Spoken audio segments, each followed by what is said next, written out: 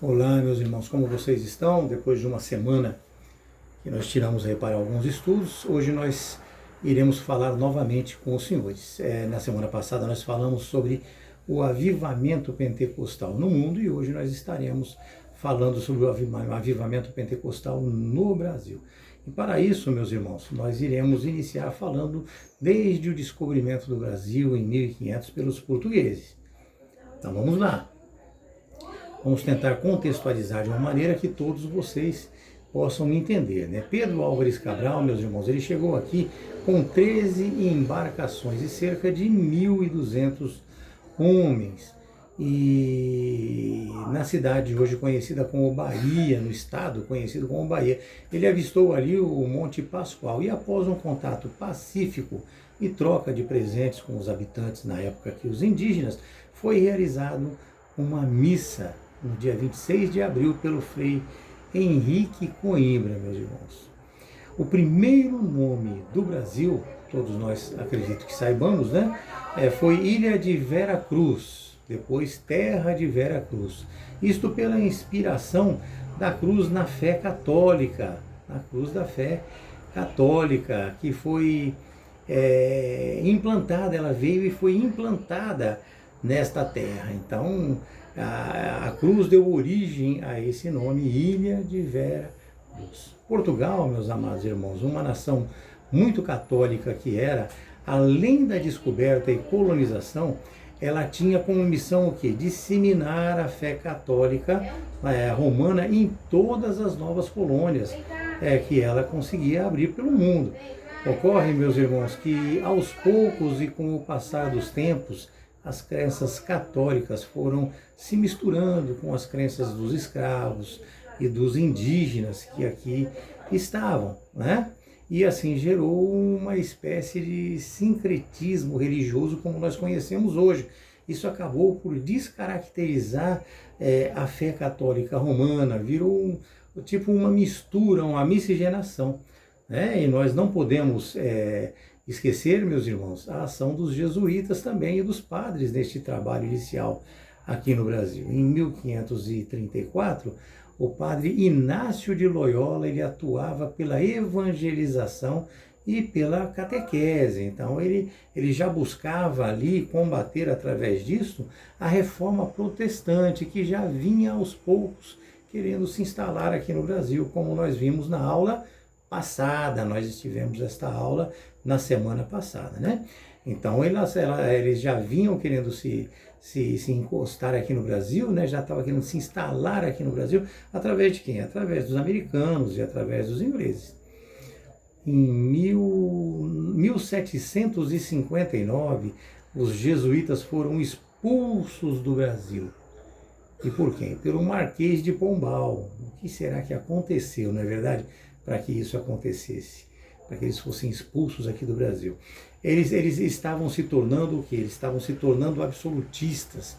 Eles não respeitavam a separação entre a igreja e o Estado. Meus irmãos, os protestantes sempre foram mal vistos pelos portugueses, pela Igreja Católica Romana, mas mesmo assim, meu amado, mesmo assim, meus irmãos, em 1817, os protestantes ingleses, eles receberam autorização para construir um templo, porém sob a condição de que eles só poderiam pregar aqui no Brasil para funcionários da embaixada, para comerciantes ingleses, para marinheiros e para viajantes de passagem pelo Brasil. Em 1824, no dia 23 de maio, foi realizado o primeiro culto evangélico no Brasil. E isso aconteceu, meus irmãos, ali em Nova Friburgo, no Rio de Janeiro, dirigido pelo pastor que acompanhava esses viajantes que estavam aqui de passagem, né? Já em 1835, já em 1835, as igrejas norte-americanas, meus irmãos, eles enviaram missionários para dar assistência aos americanos que aqui já estavam, né? E somente em 1858 foi aberta a primeira igreja protestante no Brasil em língua portuguesa. Não podemos confundir isso, né? Foi em 1824 o primeiro culto, mas não em língua portuguesa. Em 1858 foi a primeira igreja protestante no Brasil em língua portuguesa. Não confundam isso. Embora seja uma aula hoje que não há necessidade de que se decore, mas é apenas para o conhecimento dos irmãos e mostrar como é que foi o avivamento aqui no Brasil, né? Hoje essa igreja, ela é chamada de Igreja Evangélica Fluminense, Igreja Evangélica Fluminense. Em 1862, foi aberta também a primeira igreja presbiteriana lá no Rio de Janeiro também, ok? E veio anos depois, tá? Uma mudança inquestionável em termos de liturgia e prodígios. Através de quem? Através dos fundadores das Assembleias de Deus aqui no Brasil, através de Daniel Berg e de Gunnar Wingren, isso lá em 1911. Eles chegaram aqui em 1910, tá? Mas em 1911 é que teve se propagou de uma maneira muito grande e teve essa mudança fenomenal, né? Fenomenal com relação à liturgia, com relação à graça de Deus sendo derramada, né? E eles que aqui estavam, eles não falavam português, eles foram enviados ao Pará, ao estado do Pará, onde iniciou-se o maior avivamento espiritual no Brasil. E este avivamento ele se espalhou por todo o Nordeste e daí a todas as demais regiões do país. E é sobre isso que nós iremos falar hoje, meus irmãos, sobre o avivamento pentecostal no Brasil. Avivamento pentecostal, ou seja, trazido por Daniel Berg e Gunnar Wingren. Amém? É sobre isso que nós estaremos falando. Nós vemos, meus irmãos, que até a chegada destes dois missionários no Brasil, nós tínhamos uma igreja dentro dos padrões litúrgicos europeus, Ou seja, elas eram muito formais, elas eram muito sóbrias, elas não tinham uma expressão de louvor a Deus, não se ouvia aquele glória a Deus, aleluia, não se via aquele ímpeto, aquela vontade, aquela adoração, né? Era uma igreja bastante formal, muito sóbria, né? Então ela era bem séria, era uma igreja diferente. E o avivamento pentecostal veio para mudar tudo isso, não é verdade? E com isso, essas igrejas históricas, elas vieram o quê? A perseguir a igreja pentecostal, a perseguir esses missionários. Eles tentavam até apedrejar, houve muitos danos, muitas lesões, né? Os católicos romanos, eles eram os maiores agressores nesse sentido. É lógico que as igrejas históricas também, mas os católicos romanos, eles eram os maiores agressores, sendo negado aos pentecostais, para vocês terem uma ideia, até mesmo o leite para os seus filhos. Olha o absurdo, como é que uma igreja ela pode negar leite para o filho de uma pessoa que está necessitando, né? Eram feitas naquela época procissões de protesto, tanto pelos católicos, pelas igrejas reformadas. Era uma coisa muito agressiva, muito fora do normal. Em suma, meus irmãos, tanto os católicos romanos quanto os reformados, as religiões afros, elas se juntaram para perseguir os pentecostais. Foi dessa forma, sofremos muitas agressões naquela época. Quando eu falo sofremos, eu digo a igreja pentecostal, não a mim, não a você, nós não vivíamos lá naquela época. Porém, meus irmãos, o avivamento pentecostal, ele resistiu a tudo isso. Porque quando Deus ele abre uma porta, ninguém a fecha. Quando Deus abre uma porta, ninguém fecha. Apocalipse 3, versículo 7, deixa claro isso. Meus queridos, o pentecostalismo no Brasil, ele é fruto do avivamento na Rua Azusa, em 1906, conforme eu falei na aula anterior. Eu disse que iria falar um pouco com vocês sobre o avivamento da Rua Azusa, né? E é isso que nós vamos fazer aqui hoje, né? Então, nós precisamos prestar muita atenção em tudo que aconteceu lá, tá? em tudo o que aconteceu lá para que nós possamos entender o resultado do que nós estamos tendo aqui hoje. Na Rua Azusa, em 1906, houve um avivamento maravilhoso, maravilhoso, maravilhoso. E eu preciso trazer para vocês também que embora toda essa luta, embora toda essa guerra, embora todos esses problemas que existiam, né, que existiam naquela época, o avivamento ele veio a trazer para nós, um despertar, ele trouxe um despertamento para cada um de nós que vivemos e passamos por tudo isso. Vivemos e passamos por tudo isso. A porta que Deus abre, ninguém fecha, todos nós sabemos disso, né?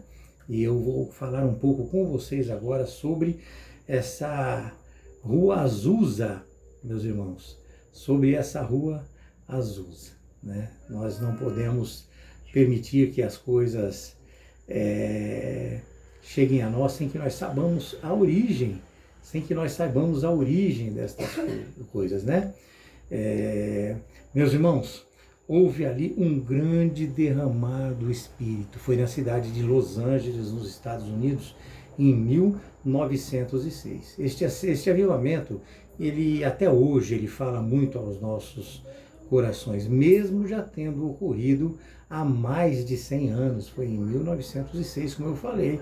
Ele tornou-se aqui no Brasil, inclusive, uma peça musical, né, com o mesmo nome. Ele rompeu barreiras raciais, barreiras sociais, aproximando negros e brancos que naquela época sequer poderiam partilhar a mesma sala de aula. Naquela época não poderiam estar juntos nunca, e ele veio e aproximou todas essas pessoas. Ele teve, portanto, como cenário, meus irmãos, geográfico, como um cenário geral, com um contexto geral, uma luta racial de um povo que clamava pela liberdade e pela igualdade.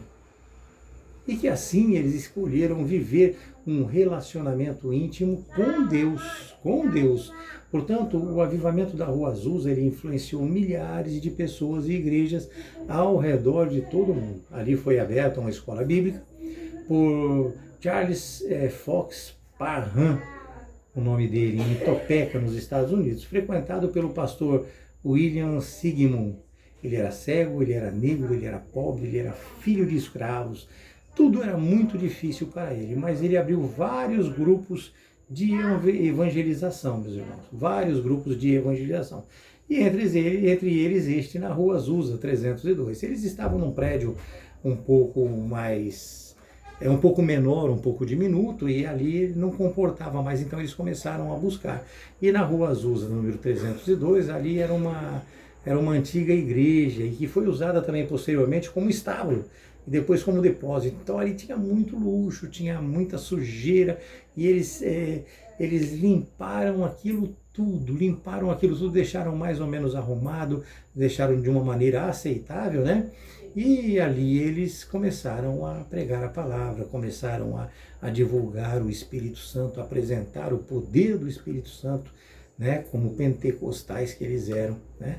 Só para constar para os irmãos aqui, o Daniel Berg e Gunnar Wingren, eles vieram para o Brasil com R$90. Eles não tinham condições de vir, mas eles foram mandados, e com um valor muito...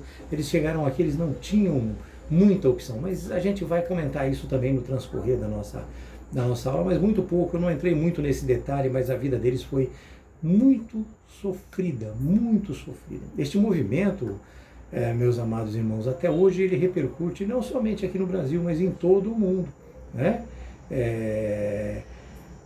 Mas ele veio e chegou aqui no nosso interesse, ou seja, ele chegou aonde eles estavam interessados. né, onde esses dois missionários estavam interessados. Eles declararam ali o interesse por estar no Brasil e eles foram mandados para cá, né?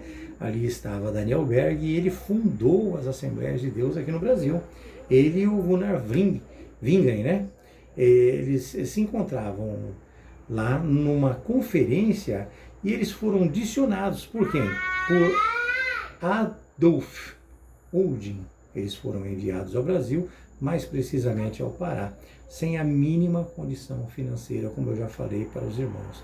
Eles vieram pela fé na terceira classe de um navio numa viagem de 14 dias, meus amados. Eles chegaram no Pará em 19 de novembro de 1910. 19 de novembro de 1910, passando a pregar a doutrina do Espírito Santo e da cura divina, graças ao auxílio de algumas pessoas.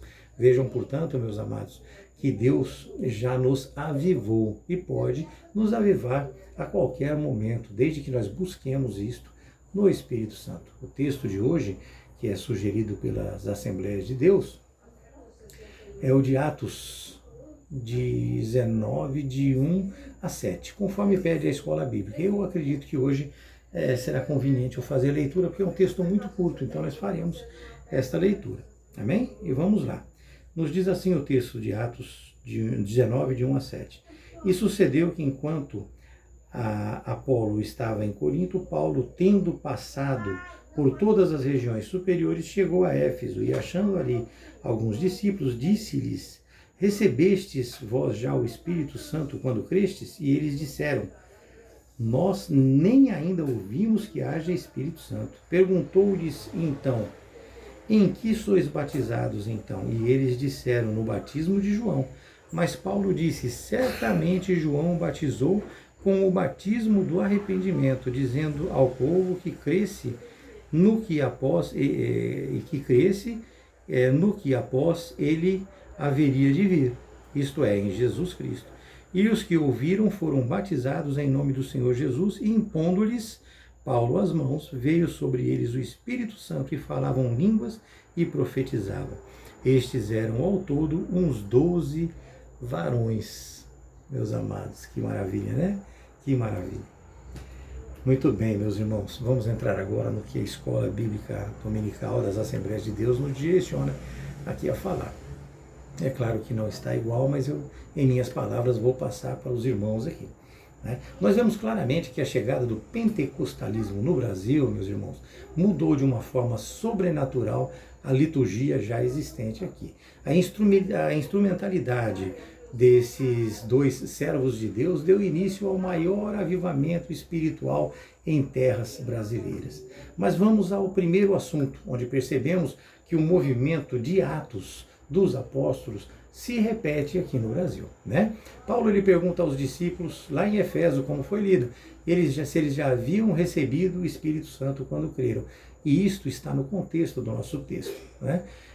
Com a imposição de mãos, eles foram batizados. E é isto que devemos hoje buscar para a nossa vida, a plenitude do Espírito Santo em cada um de nós, na nossa vida. Então nós hoje batizados, que nós somos, muitos de nós, outros ainda não, mas nós devemos buscar o que? A plenitude do Espírito Santo, o relacionamento com o Espírito Santo, o estar, permanecer e continuar, a busca pela santificação, a busca pela correção de vida, a busca pela correção por ética, pela ética que nos é ensinada através das Escrituras Sagradas. A gente precisa ler, entender e aprender as Escrituras para poder colocá-la em prática, meus amados, e assim nós receberemos a plenitude do Espírito Santo em nós.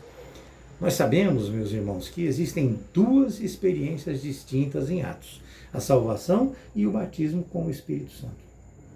A leitura feita por nós vemos e percebemos claramente distinção entre elas. Primeiro, o batismo nas águas, e depois eles receberam o Espírito Santo pela imposição de mãos. O batismo com o Espírito Santo deixa evidências físicas, ou seja, é visível.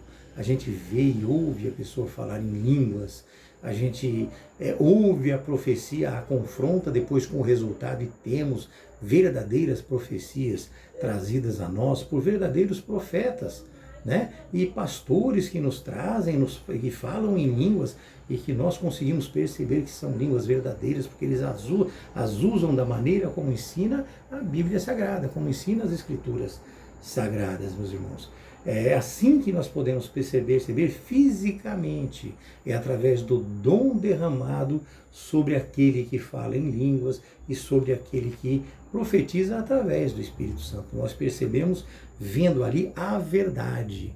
E nós estamos preparados também para entender se é a verdade ou não, porque nós temos falsos pastores, falsos profetas, pessoas que querem nos enganar. Então nós temos que conhecer a palavra de Deus para que haja o confrontamento desta relação, da relação sua com o homem. E assim você possa discernir se é verdadeira a profecia, se aquele dom de línguas é o dom do Espírito Santo ou se ele está manipulando uma plateia para buscar frutos pessoais. Dessa maneira é que nós devemos estar atentos como a igreja de Bereia, meus irmãos. E foi isto que aconteceu aqui no Brasil, ou seja, através de Daniel Berg e Wingren, né?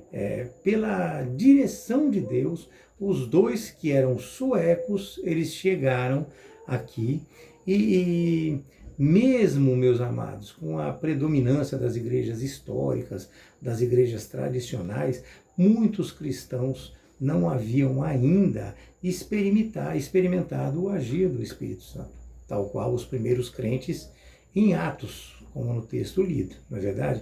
Berg e Wingren, eles mostraram que era impossível ignorar esta verdade do Espírito Santo e que as pessoas deveriam viver um fervor espiritual muito maior em oração e na busca pelo avivamento da igreja e no batismo do Espírito Santo. A pregação, meus amados irmãos, desses dois missionários, ele causou um incômodo muito grande, uma preocupação muito grande para as outras igrejas. E assim eles não foram bem aceitos pelos pastores das igrejas históricas, como nós já dissemos, e das igrejas católicas, né? Católica romana. Porém, a irmã Celina de Albuquerque, ela era membro de uma igreja tradicional. Vejam bem, ela era membro de uma igreja tradicional. E ela recepcionou bem o batismo com o Espírito Santo, meus irmãos. Ela ficou em casa orando a Deus para que fosse confirmada aquela doutrina do Espírito Santo apresentada pelos missionários. E ali ela acabou que recebeu o dom do Espírito Santo, sendo considerada ela a primeira brasileira batizada no Espírito Santo, meus irmãos. É uma Celina, né? E veio assim muitos irmãos que a partir dali começaram a se juntar a ela, e eles estavam se juntando a ela e sendo batizados também no Espírito Santo. A direção dessas igrejas, na época, nós não podemos omitir isso, né? Elas se reuniram e 9 irmãos que se posicionaram a favor da doutrina do Espírito Santo, ou seja, do pentecostalismo, eles foram convidados a deixar a igreja, as igrejas históricas, e iniciou assim uma perseguição muito grande que marcaria o movimento pentecostal no Brasil. Ficou marcado por esta perseguição. Grandes foram essas perseguições, absurdas até. Conforme Mateus 10, né, que afirma que serem bem-aventurados os perseguidos devido à justiça, pois deles é o reino dos céus, né? Elas se deram, meus amados, por exemplo, nos primeiros batismos, com a tentativa de impedi-los. Há registro até de que um deles sacou uma faca, um punhal, para investir contra o missionário Gunnar Wingren, e a irmã Celina, ela impediu o crime jogando-se na frente deste miliante, né?